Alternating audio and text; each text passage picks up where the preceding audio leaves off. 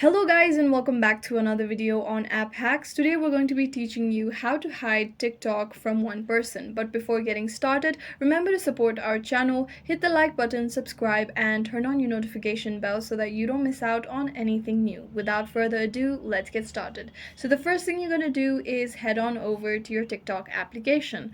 Now visit your profile and tap on the video that you'd like to hide.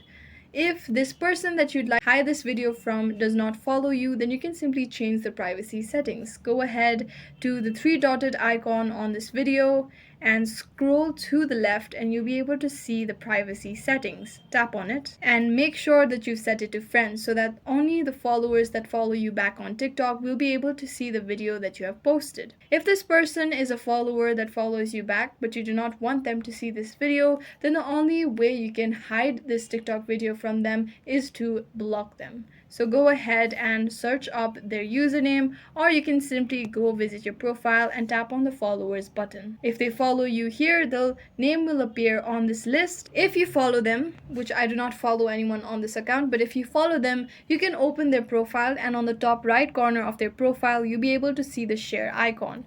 Tap on it and over here you'll see the block option. Tap on it, tap on block.